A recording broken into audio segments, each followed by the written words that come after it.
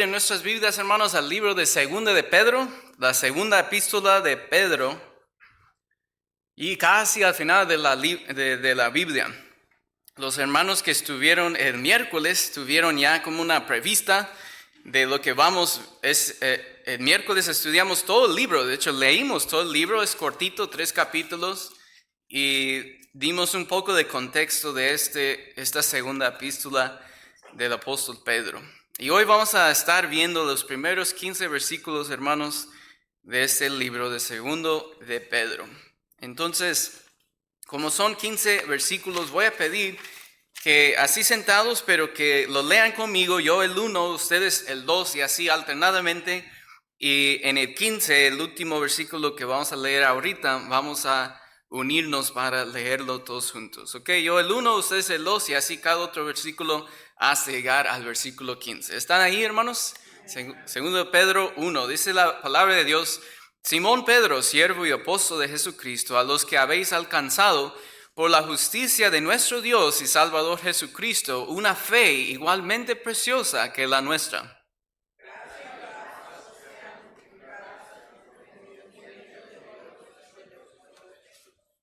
Como todas las cosas que pertenecen a la vida y a la piedad nos han sido dadas por su divino poder, mediante el conocimiento de aquel que nos llamó por su gloria y excelencia,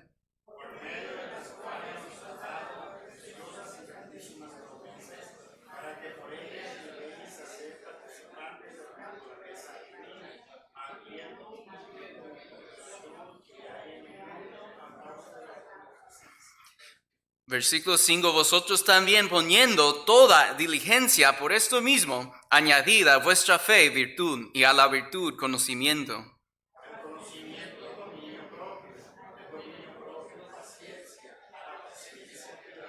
A la piedad afecto fraternal, y al afecto fraternal amor.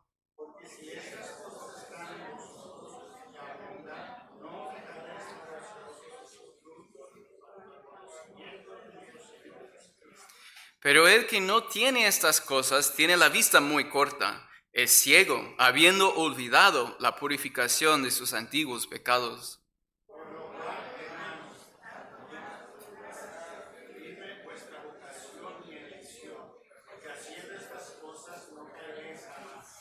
Porque de esta manera os será otorgada amplia y generosa entrada en el reino eterno de nuestro Señor y Salvador Jesucristo.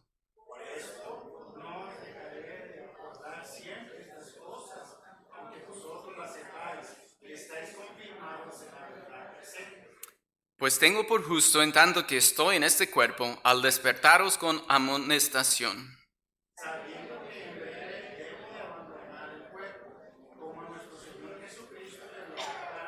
Todos juntos en el 15 dice así: también yo procuraré con diligencia que después de mi partida vosotros podáis en todo momento tener memoria de estas cosas.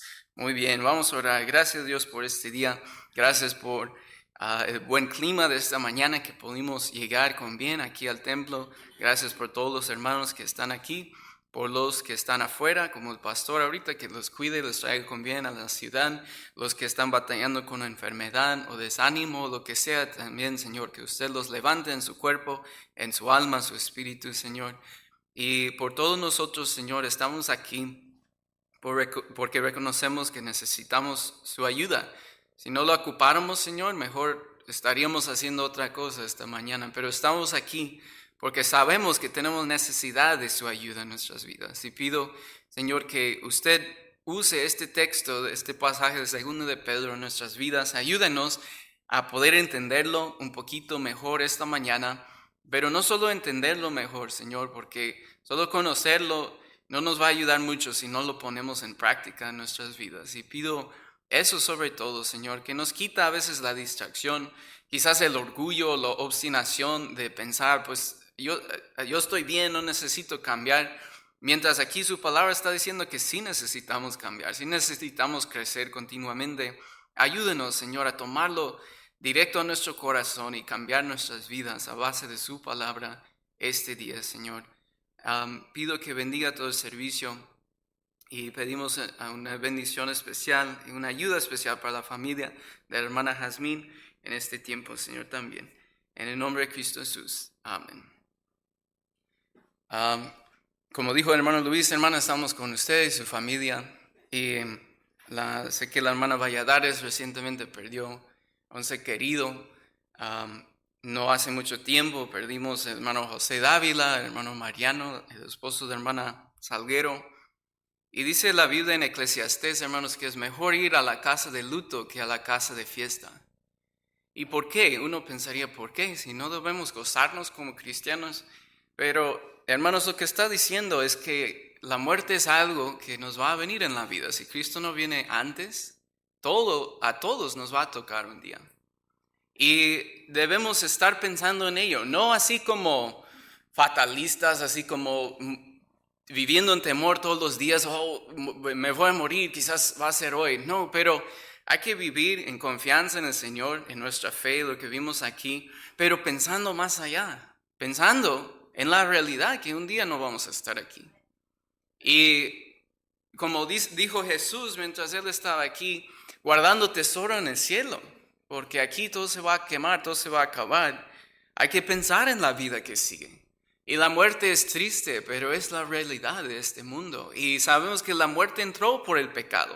Dios no nos creó, pero cuando nosotros pecamos, dejamos entrar la muerte y arruinó este mundo perfecto. Entonces Dios ha hecho nuevo mundo, va a hacer nuevo mundo, nuevos cielos y nueva tierra, dice la Biblia, donde ya no va a haber muerte y pecado y todas esas cosas. Y ese futuro, esa eternidad es lo que esperamos, hermanos, y hay que tener el enfoque en eso.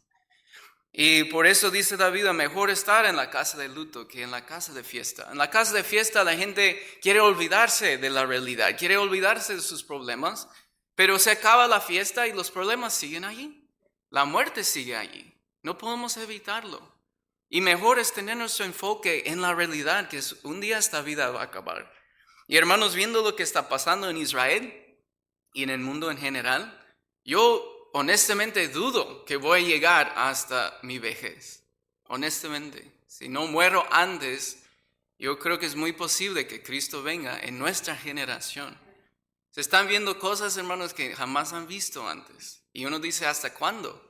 Yo no sé, no estoy diciendo, no soy un profeta que voy a decir tal año o tal día, porque nadie sabe, dice Cristo, ni el día ni la hora, pero yo creo que sí viene pronto.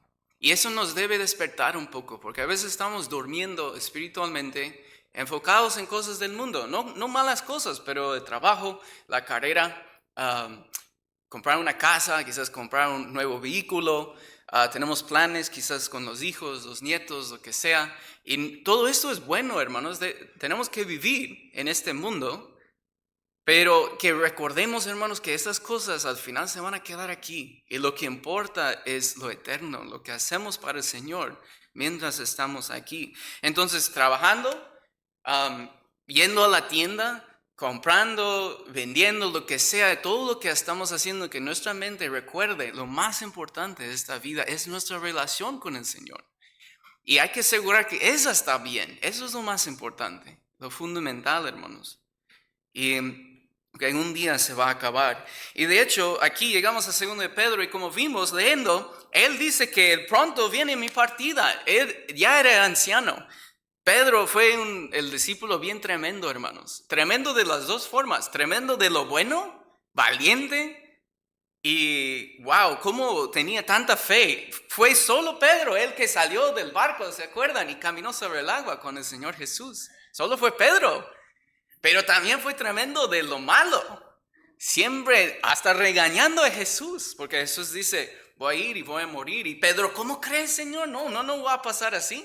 Hasta que Jesús le dijo, vete de mí, Satanás, porque era de estorbo al plan de Dios. Entonces el gran, tremendo Pedro fue increíble. Siempre se metía, decimos, la pata a la boca, porque en vez de callarse, mejor decía lo que venía en la mente. Y a veces era muy imprudente. Y en eso a veces me identifico con él. Pero Pedro ahora lo vemos muy diferente que el Pedro de los evangelios. Ya por décadas ha estado sirviendo al Señor. ¿Se acuerdan cómo él negó a Cristo 3 veces? Después de decir, yo soy el más bravo aquí, jamás voy a negar al Señor, hasta la muerte yo voy con él. Y quizás los demás sí lo niegan, pero yo no. ¿Y quién fue quien lo negó a 3 veces? Y esa historia se cuenta en los 4 evangelios, hermanos. Mateo, Marcos, Lucas y Juan. Todos cuentan la historia de cómo Pedro negó al Señor. Pero Cristo fue por él después, ¿se acuerdan? Y lo restauró. Y dijo, Pedro, todavía tengo trabajo, todavía hay chamba que hacer. No te vayas a regresar a la pesca. Yo te llamé a que fueras pescador de hombres. Y Pedro cambió por completamente. Fue restaurado y por amor al Señor siguió viviendo toda su vida por el Señor. Y hermanos, dice la historia que él fue martirizado, que el emperador romano le dio pena de muerte y lo mandó a ser crucificado. Y llegando a la cruz, él pidió que lo crucificaran al revés, es decir, cabeza abajo, pies arriba, porque dijo, yo no soy digno de morir como mi Señor murió. Y así murió Pedro, colgado en una cruz al revés, viejito, ya anciano. Y así fue, y esa vez no negó al Señor, esa vez fue fiel hasta la muerte. Y ese es el Pedro que vemos aquí, que Cristo ha estado trabajando en su vida. Y el Espíritu Santo a través de los años lo está cambiando. Ya no es el mismo tremendo Pedro que de los evangelios. Es un Pedro pastor, anciano, ya sencillito, con mucho amor. Y él escribe esta carta diciendo, hermanos, y lo dice, ¿a quién ha recibido la misma preciosa fe? Es decir, todavía es para nosotros, hermanos. Hemos recibido la misma fe. Nuestra fe es la misma que tuvo Pedro, y que tuvo Juan y que tuvieron ellos. Y él dice, a ustedes que han recibido la misma fe, escribo esta carta. Y luego, llegando a versículo 12, dice, no dejaré de recordaros siempre estas cosas, aunque vosotros las sepáis. Es decir, ustedes ya saben estas cosas, pero dice, hasta que Dios me llame al cielo, voy a seguirles recordando. ¿Por qué? Él sabía que eso era necesario y era su trabajo como un pastor y como el apóstol del Señor Jesucristo. Y esas son palabras de él, hermanos. Alguien que ya con mucha experiencia, que conoció al Señor personalmente, que amaba al Señor. Y aunque él falló, Cristo lo restauró y siguió sirviendo al Señor por amor el resto de su vida. Y aquí tenemos, gracias a Dios, sus palabras todavía para nosotros. Y siguen igual de vigentes para nosotros. Y hermanos, estamos llegando a tiempo de Thanksgiving, Día de Acción de Gracias. A mí me gusta mucho. Porque es un buen recordatorio, aún para gente incrédula. Dice, ¿qué es Thanksgiving? No, pues para pararte un día, por lo menos un día, y dar gracias a Dios por todo lo que ha hecho por nosotros. Y es una buena oportunidad, hermanos, para testificar a las personas, aún en el trabajo, es que, hey, Thanksgiving viene, es como, ¿qué va a hacer? Y uno como pregunta o se pregunta a uno, y pues vamos a tomar un tiempo de dar gracias a Dios por lo que ha hecho en nuestras vidas. Y en la iglesia, también en la familia, es un buen tiempo, hermanos. Y lo primero que él menciona aquí en capítulo 1 es 5 razones por qué debemos dar gracias a Dios. Entonces, si está pensando, ¿qué voy a decir ese día cuando dicen, ¿de qué quieres dar gracias a Dios? Aquí son 5 cosas, hermanos. 5 cosas en 2 Pedro 1-4, por lo cual Pedro empieza dando gracias a Dios. En primer lugar, versículo 1. Él dice, por una fe igualmente preciosa que la nuestra. Hermanos, en Hebreos dice que Jesús es el autor y consumador de nuestra fe. Ahora, Dios pide fe de nosotros. Uno puede decir, pues es mi fe, yo he creído. Pero ¿quién empezó la fe y quién va a terminarla? Es Cristo. Si Cristo no hubiera buscado a nosotros, nadie aquí sería salvo. La fe empezó por Cristo. Y Cristo lo va a llevar a cabo un día al llevarnos al cielo. Entonces, hermanos, la fe es de Él. Solo lo que Él pide de nosotros es que aceptemos con fe lo que Él ha dado a nosotros. Es como un regalo de Navidad, hermanos. Ustedes que son padres, no piden nada de sus hijos. Al momento de Navidad no es como, oh, hijo, sí, pero voy a pedir esto. No, solo que aceptes el regalo y ya. Así es un regalo. Ahora, por desgracia, hay gente que no cree en este regalo de Dios y lo rechaza. Dice, yo no quiero tu regalo. Solo tienen que aceptarlo, pero no quieren. Pero Pedro está hablando a los que hemos recibido esa fe, hemos recibido la salvación. Y eso es una cosa por la cual podemos dar gracias a Dios. Y luego el versículo 2 nos da otra. Dice, gracia y paz os sean multiplicadas en el conocimiento de Dios y de nuestro Señor Jesús. Dios se ha dado a conocer a través de la creación y a través de su palabra y a través de mandar su Hijo Jesucristo. ¿Se acuerdan que un discípulo preguntó a Jesús, ¿cómo vas a conocer al Padre? Y él dice, si me has conocido a mí, has conocido al Padre. Dios es Dios, Dios es uno. Conociendo a Jesús ya hemos conocido al Padre.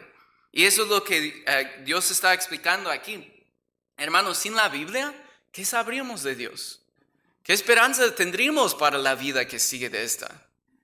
Sin la Biblia, ¿cómo sabríamos lo que Dios espera de nosotros? De la creación podemos darnos cuenta que existe Dios, que existe un creador y diseñador de todo esto, pero eso es toda la información que nos da. No nos dice más de eso.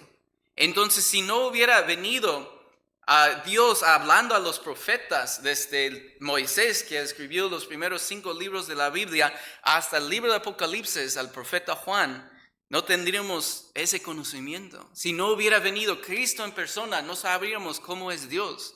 Pero por su palabra escrita y por el verbo viviente, que es el Señor Jesucristo, podemos saber de Dios y tener conocimiento de Dios. Y hay personas que lo niegan, dicen, no, nadie puede conocer nada de Dios. Pero la Biblia dice que sí. Solo que a veces hay unos que no les gusta ese conocimiento y quieren rechazarlo, quieren negarlo. Pero Dios se ha dado a conocer a nosotros, hermanos. Él nos ha dado la oportunidad de nosotros también conocerle a Él y tener una relación personal con nuestro Creador. Es increíble, hermanos. Nos ha dado la fe, nos ha dado el conocimiento de Dios.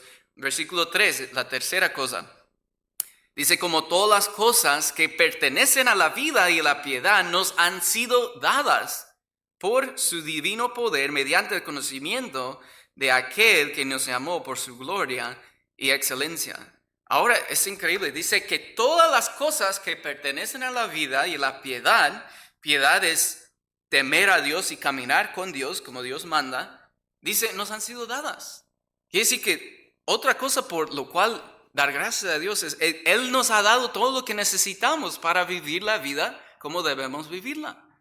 Entonces no tenemos ninguna excusa para un día llegar al cielo y decir, Señor, pero yo no pude vivir la vida cristiana. Él va a decir, yo te di todo, empezando con su palabra. En nuestro idioma, hermanos, no tenemos excusa. Nos ha dado pastores y maestros. Y ahora, como aún lo podemos ver en internet, hermanos, predicaciones, ¿qué excusa tenemos? Ninguna. Dice, nos ha dado todo lo que necesitamos. Hermanos, nos ha dado un cerebro que, aunque no entendemos todo, podemos entender algo. Y Dios no va a esperar que un día llegamos al cielo, ¿entendiste toda la Biblia, los 66 libros? ¿Los traes de memoria? No, pero va a decir, ¿pusiste en práctica lo que la Biblia dice? Porque a veces, hermanos, usamos como excusa, no, es que hay cosas difíciles de la Biblia y la leo y no la entiendo, entonces mejor ni lo leo. Mejor no saber, mejor nomás voy el domingo a ver qué dice el pastor que predica. Y hermanos, cuidado con eso. Dios nos ha dado todo lo que necesitamos en esta vida. Aquí está. Sí es difícil, pero hermanos, también hay mucho que es fácil de entender. Entonces vamos a no prestar atención a lo que Dios dice muy claramente por cosas que son más difíciles de entender. Nunca dijo que tenemos que entenderla toda, solo que hay que poner en práctica lo que sí. Eso es lo que Dios espera de nosotros. Nos ha dado todo lo que necesitamos para la vida, hermanos. Todo está. Nos ha dado el Espíritu Santo. En el momento que somos salvos, dice la palabra de Dios, el Espíritu Santo de Dios mora dentro de nosotros. Y Él nos empuja hacia lo correcto. Él nos regaña cuando estamos mal. Su presencia en nuestras vidas nos ayuda a caminar como debemos caminar. Eso es un gran regalo de Dios. Nos ha dado todo lo que necesitamos. No tenemos excusa de decir, Dios, pues sí soy salvo, pero no pude vivir esa vida. Fue demasiado difícil. Dios va a decir, te di todo lo que necesitabas para hacerlo. Y en cuarto lugar, versículo 4. Dice, por medio de las cuales nos ha dado preciosas y grandísimas promesas. En cuarto lugar, hermanos, hay que dar gracias a Dios por sus promesas. Dice, son preciosas y grandísimas. Y no son promesas como los papás que prometen, te voy a llevar al zoológico. Y el niño, ¿cuándo me vas a llevar? ¿Qué? Nunca prometí eso. Pero los niños bien listos para recordar, ¿verdad? Las promesas que hace uno. Y a veces uno promete algo por quedar bien y se le olvida. Y así somos porque fallamos como seres humanos, hermanos. Yo también lo he hecho, he prometido algo y no he cumplido.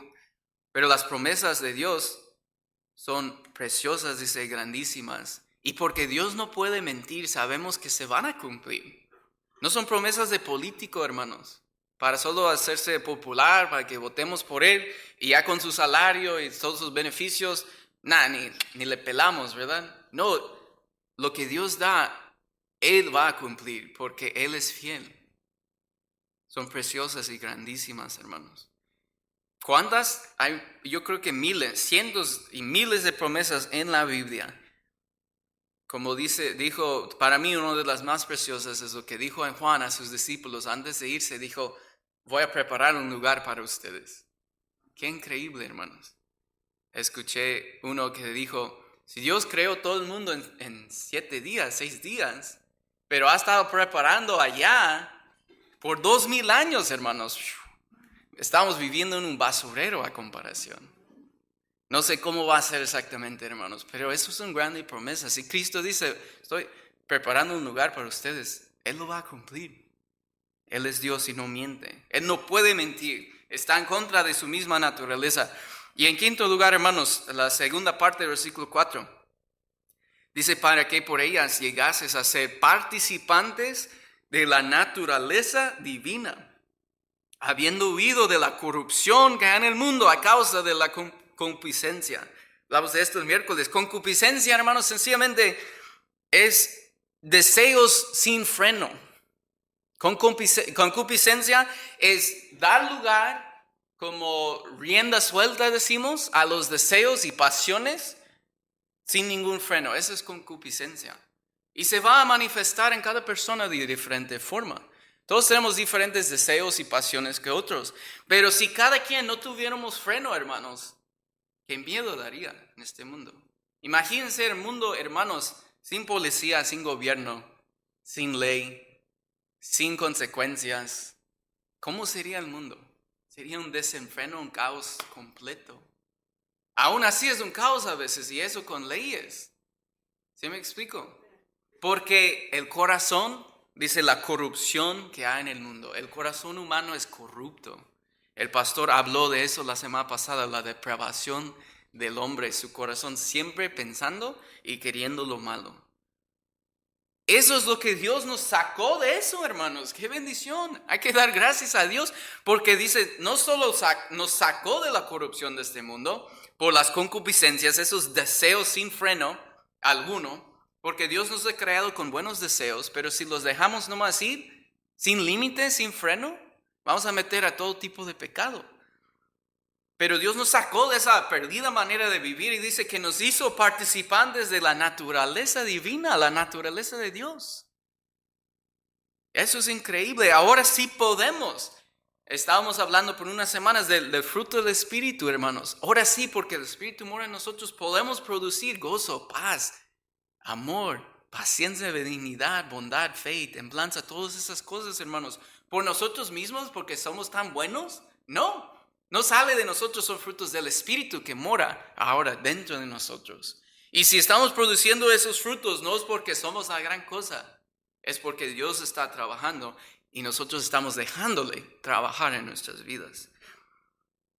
Entonces, hermanos, 5 maneras que Dios nos ha bendecido por las cuales podemos agradecerle. Nos dio la fe, la preciosa fe, nos dio el conocimiento de Él.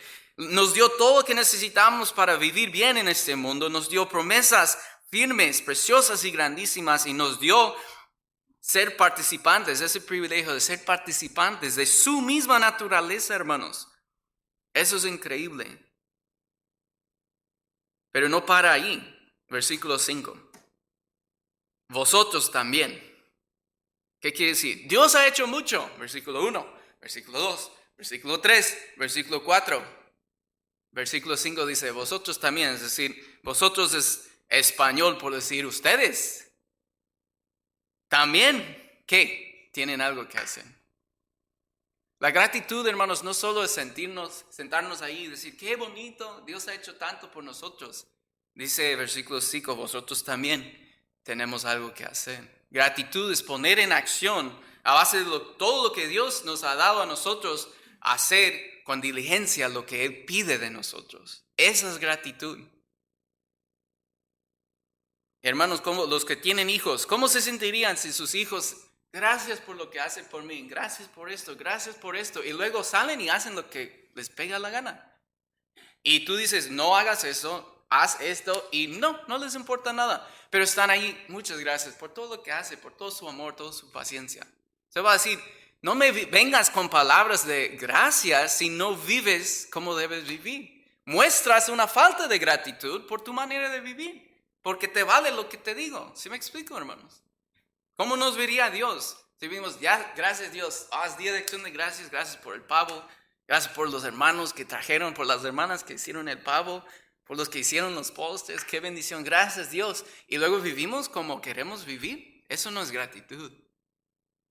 Son palabras vacías nada más. Hermanos, si puedo decir el tema de este mensaje es si somos creyentes crecientes o creciendo o creyentes estancados. ¿Quiénes han ido a las cascadas de Snoqualmie Falls? ¿Quién ha ido a ver las cascadas de Snoqualmie Falls? Unos cuantos. Recuerdo que llevé un grupo de jóvenes. Fuimos como 20 esa vez.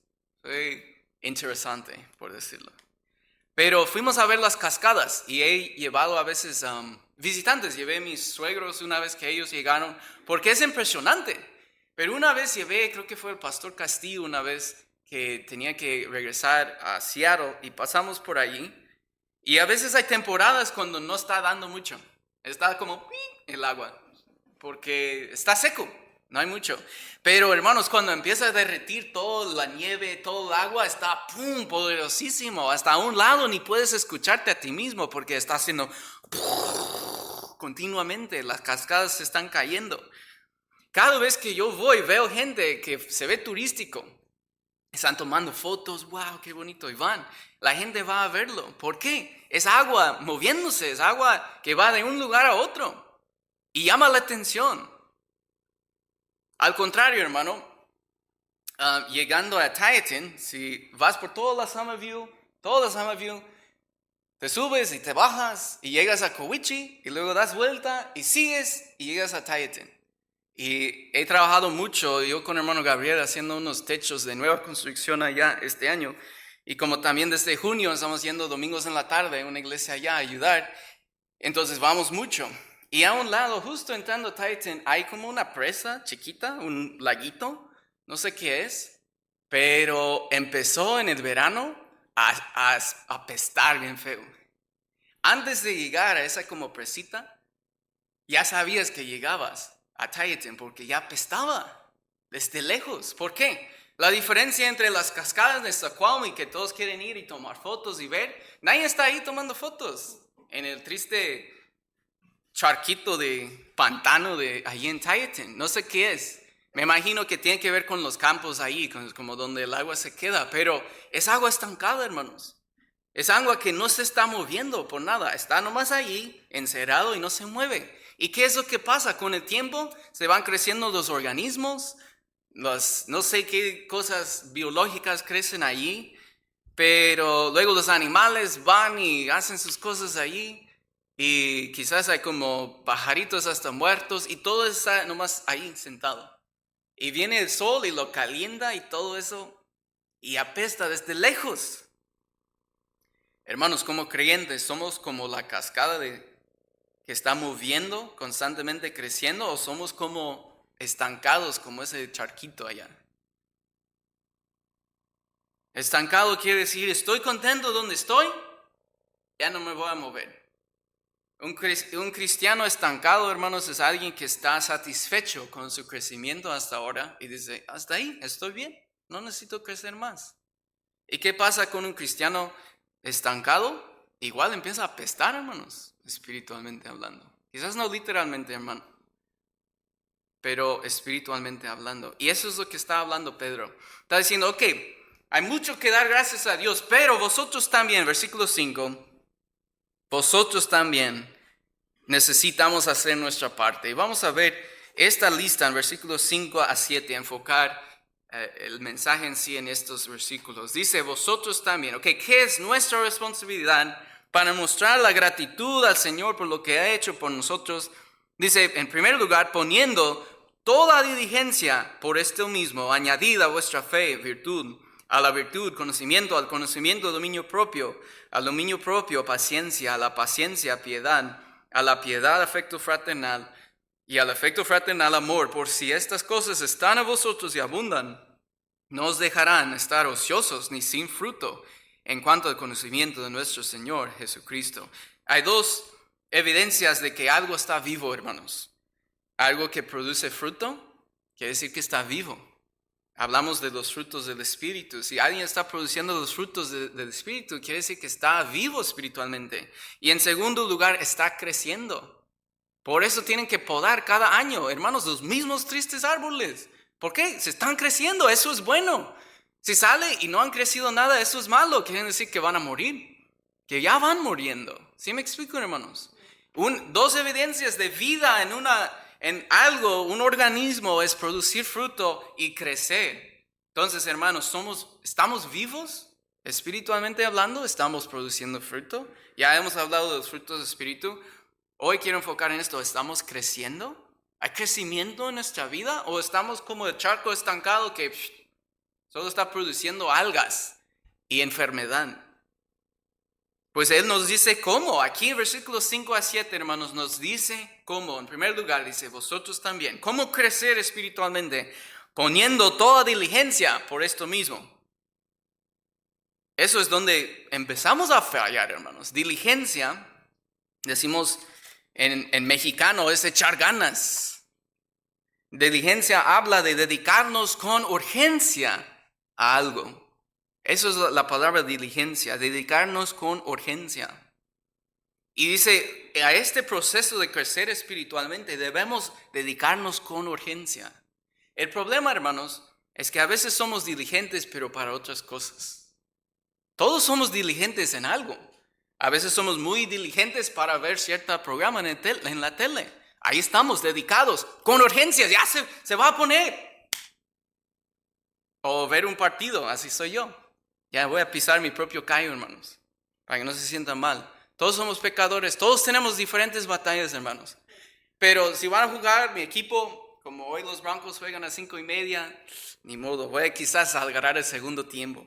Pero si tengo tiempo para ver el partido, que casi nunca pasa, hoy sí voy a poder. Y luego algo se atraviesa y es como, no, 5:30, ya empezó el partido. Dios.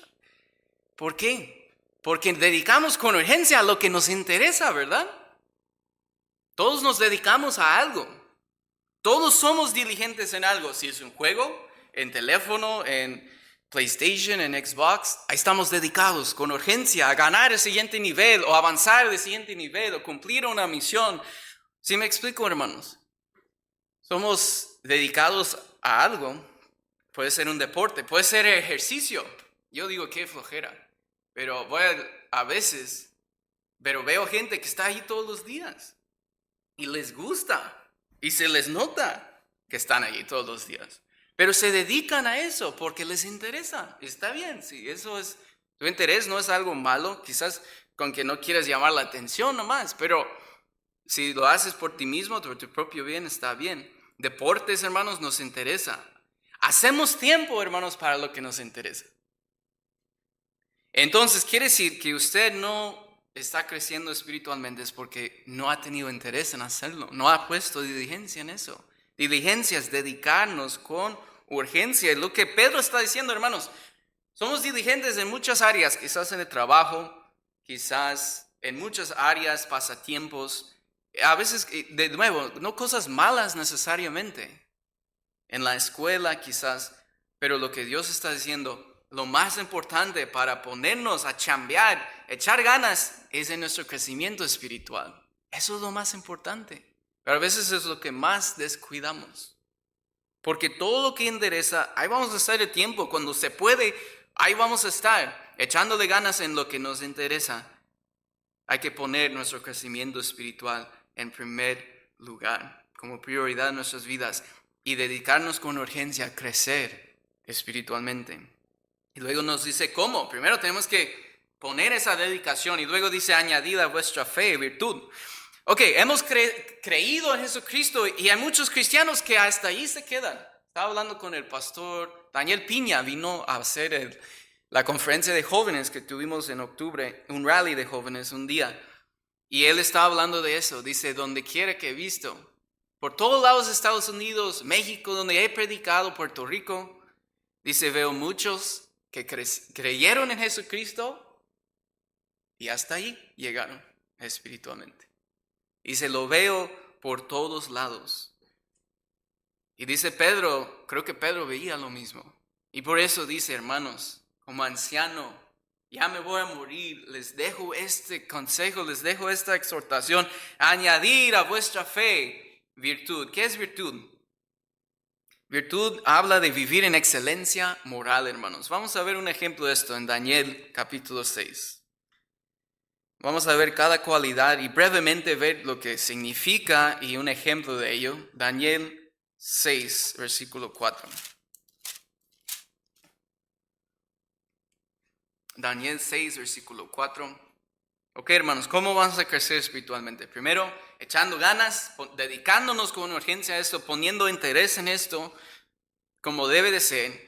Virtud habla de vivir en excelencia moral, es decir, ser irreprensible, que nadie puede hallar una falta moral en usted. Daniel 6, 4. Así describe Daniel. Dice, entonces los gobernadores y sátrapas buscaban ocasión para acusar a Daniel en lo relacionado al reino, mas no podían hallar ocasión alguna o falta porque él era fiel y ningún vicio ni falta fue hallado en él. Increíble. Querían acusarle y no podían hallar nada. Solo en cuanto a su fe en el Señor. Y por ahí se metieron.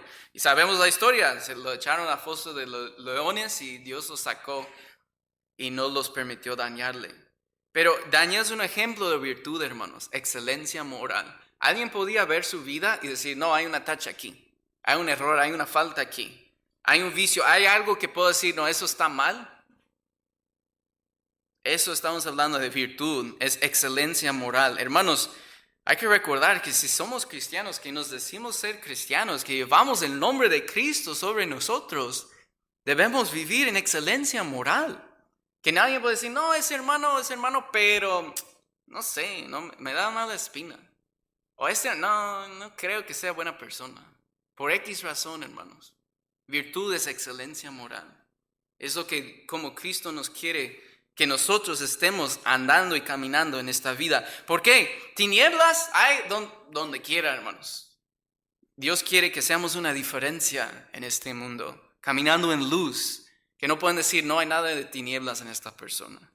No hay es una persona excelente moralmente. Eso está diciendo, añadid a vuestra fe, en primer lugar, virtud. Ok, usted ha creído en Jesucristo, bien, pero sigue creciendo. Crece en esto, la excelencia moral, de sacar de su vida toda oscuridad, todo que alguien del mundo puede decir, eres cristiano, pero mira que haces esto, o mira que dices esto. Saca todas esas cosas de su vida, hermano. Es lo que Cristo quiere de nosotros. Él nos salvó no para que siguiéramos viviendo como andábamos antes. Quiere que seamos diferentes. Como Daniel fue una persona excelente moralmente. En segundo lugar, hermanos, a la fe y virtud, a la virtud, conocimiento. Conocimiento, hermanos, habla de siempre aprendiendo algo bueno. Hay unos que siempre están aprendiendo algo, pero malas cosas están aprendiendo. Como los niños les dan internet. Y sin supervisión, hermanos, no van a conocer muchas buenas cosas, van a saber muchas malas cosas. Los niños son curiosos. Y la peor idea de experiencia con mis propios hermanos también es darles internet sin supervisión, hermanos. Van a meter a todo tipo de cosas malas que no deben saber. Y los niños hoy en día, hasta niños chiquitos, ya están maleados de la cabeza, corruptos por el pecado que está en el mundo. Hermanos, debemos estar siempre aprendiendo, pero cosas buenas. Dice la Biblia en Romanos 16 que seamos sabios para el bien y ignorantes del mal. Hermanos, a veces escuchamos de cosas y uno dice, ¿a poco sí? Y es mejor no saberlo, mejor no investigar. No tenemos que meternos a cada chisme y cada cosa que está pasando en el mundo. ¿A poco existe eso? Y voy a buscarlo. No, que seamos ignorantes del mal, pero sabios para lo bueno. Que nos dedicamos a aprender algo, pero que sea bueno. Que cada día decimos, qué nueva cosa, pero buena cosa he aprendido hoy. Eso es lo que debemos estar haciendo, creciendo en el conocimiento, sobre todo espiritual, de Dios. Siguiente dice, y añadir al conocimiento, dominio propio. Dominio propio habla de tener nuestros deseos, pasiones y reacciones bajo control. Vamos a Proverbios 25. Dominio propio. Eso habla de tener control sobre uno mismo, hermanos. Decimos a veces algo malo y luego excusamos, ay, se me salió. No, salió del corazón. Y dominio propio es controlar nuestras palabras, nuestras acciones, nuestras actitudes y tenerlos bajo control. No dejar que nuestros deseos, pasiones nos controlen, al contrario que nosotros controlemos los deseos y pasiones. Dice Proverbios 25-28, como ciudad derribada y sin muro es el hombre cuyo espíritu no tiene rienda. El peligro de no tener control sobre uno mismo se va a meter a muchos problemas. Dice que no tiene defensa. Alguien puede llegar y derribar a esa persona porque no tiene control sobre sí mismo. Ahora, hermanos, el siguiente, paciencia. Vamos a 1 Tesalonicenses 5. 1 Tesalonicenses 5. Dice, luego al dominio propio hay que añadir la paciencia. Paciencia es soportar las personas y situaciones difíciles de la vida sin reaccionar incorrectamente. Eso es la paciencia, soportar personas y situaciones difíciles en esta vida sin enojarnos y reaccionar mal. Es decir, es normal que a veces hay cosas que nos molestan, pero de allí podemos controlar nuestra reacción, que no sea algo incorrecto, y eso es paciencia.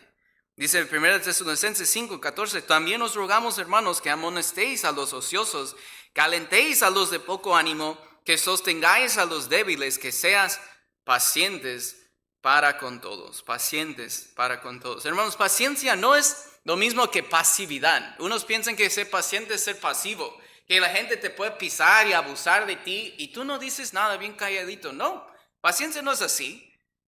Paciencia es sí decir cuando alguien está mal. Dice que hay que amonestar a los ociosos y habla de esas cosas, pero paciencia, vemos la paciencia de Cristo tratando con sus propios discípulos. Todo el tiempo se estaban haciendo cosas que bien fácil él podía molestarse, pero con paciencia les corregía. Decía, ¿sabes qué, discípulos? No es así, es así. Y tomaba la oportunidad de enseñarlos. Y se ve la paciencia de Jesús, aún tratando con los fariseos, que eran hipócritas. Él les llamó la atención, él decía la verdad, pero en amor y con paciencia. Sin enojarse, sin perder el control, decía, hey, están mal, pero aquí están las razones por qué están mal y dónde deben corregirse. Ahora, la siguiente es piedad. Dice, a la paciencia hay que agregar y añadir piedad. Piedad, hermanos, a veces tenemos una idea rara de piedad, que piedad es ser santurrón. Que la idea de una persona piadosa es alguien que se cree como la más cerca a Dios. Pero piedad es una buena palabra, hermanos. Habla de preocuparnos continuamente por agradar a Dios. Eso es piedad. Es temor de Dios, siempre querer agradar a Dios. Eso es piedad. Entonces, piedad es algo bueno. Es una persona piadosa, es una persona que siempre está preocupado por agradar a Dios en lo que hace, en lo que dice. A veces lo tomamos como mal, hermanos, porque cuando andamos con una persona piadosa que teme a Dios y queremos hacer algo que no debemos hacer, esa persona no va a querer hacerlo con nosotros. Y por eso, te crees la gran cosa, santurrón, X. Pero si es una persona que genuinamente quiere agradar a Dios, qué bueno. Y qué bueno que te dicen, no, yo no voy a hacer eso contigo, porque yo quiero agradar a Dios. Un amigo me contó fue con 2 amigos cristianos a un viaje. Y pensaba que iba a ser un tiempo edificante, los conocí en la iglesia, 3 jóvenes, Y dice que va con ellos y ellos al salir de la casa de sus padres cambiaron en diferentes personas. Solo querían fumar mota, conocer muchachas, ir a los bares. Fueron de viaje a California y todo ese tiempo eso es lo que buscaban. Muchachos con saco, con corbata los domingos. Bien sabios para hablar de toda teología, de cosas profundas de la Biblia. Pero ¿qué era el problema? No tenían piedad. Era falso nada más. No tenían preocupación por agradar a Dios con sus vidas. Y cuando no estaban sus papás, se les revelaba. Y él fue el aguafiestas para ellos. Tanto que empezaron a resentirlo. Porque ellos querían hacer esas cosas y él, no, yo no voy a hacer esas cosas con ustedes. Así es la piedad. Pero piedad, hermanos, es algo bueno, es preocuparnos continuamente. Lo que hago, lo que digo, ¿agrada a Dios? Eso es lo importante. Dos más, hermanos, dice, luego a la piedad hay que agregar, añadir afecto fraternal. Afecto fraternal, hermanos, vamos a 1 de Pedro, justo antes de 2 de Pedro, 1 de Pedro 3:8. Sigue el amor y unos piensan, pues es lo mismo, ¿no? Afecto fraternal y amor es casi lo mismo. Sí, son parecidos, pero hay un poco de diferencia. 1 de Pedro 3:8.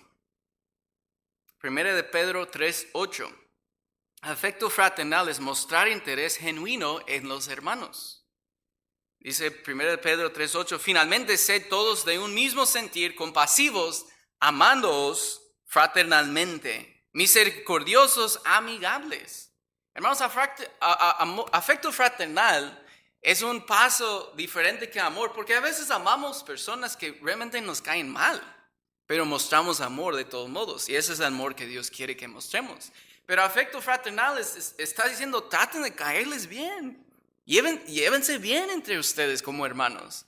Es decir, no debemos de andar, pues me caes mal, pero debo amarte porque Dios me dijo que te amara. Afecto fraternal es como busca caer bien a los hermanos, busca sus intereses, busca interesarte a ti mismo en ellos y sus problemas, sus necesidades, sus vidas, en buen sentido, hermanos. No estamos hablando de ser falso. Hermano, y hacer preguntas y ni escuchar las respuestas. A veces hacemos eso. Hermano, ¿cómo fue en el trabajo? Y el hermano respondiendo y uno ya está en otra cosa. Hermano, ¿cómo está la familia? Respondió, ni me acuerdo lo que dijo. Pero realmente interesarnos en los demás. Eso es afecto fraternal. Es decir, caernos bien, o buscarlo por lo menos. Y en último lugar, hermanos, regresando a 2 de Pedro, capítulo 1. Dice, vosotros también, poniendo toda diligencia, dedicándonos con urgencia por esto mismo, añadida a vuestra fe virtud, a la virtud conocimiento, al conocimiento dominio propio, al dominio propio paciencia, a la paciencia piedad, a la piedad afecto fraternal y al afecto fraternal amor. Amor, creo que conocemos bien, es sacrificarnos por el bienestar de alguien más con el sincero deseo de ayudarle. ¿Y quién más que Dios mismo nos ha dado de ejemplo?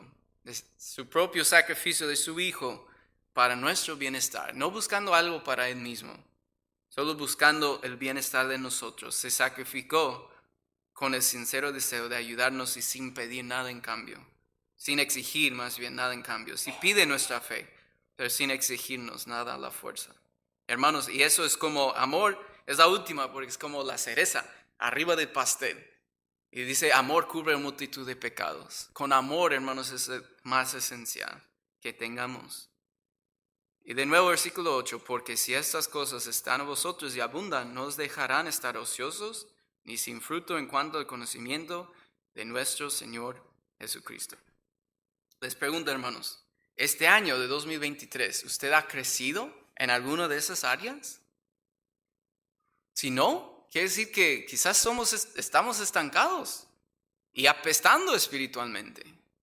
Pero lo que Dios quiere aquí es que estemos siempre creciendo, añadiendo a nuestra fe virtud, conocimiento, dominio propio, paciencia, piedad, afecto fraternal y amor. Debemos preguntarnos, hermanos, y lo bueno, todavía no se acaba el año. Si no hemos crecido hasta ahora, pues que crezcamos antes que termine este año que Dios nos ha dado. Que buscamos en esas áreas donde necesitamos crecer y que dice la Biblia, echando ganas, poniendo diligencia, dedicándonos con urgencia a mejorar en estas áreas. Dios nos ha dado tanto, hermanos. Qué difícil es decir, Dios, ¿qué puedo hacer por usted?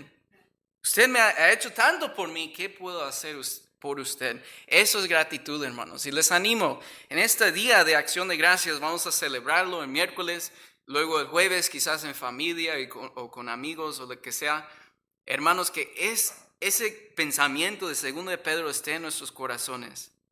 Esto fue la carga del apóstol Pedro, por nosotros.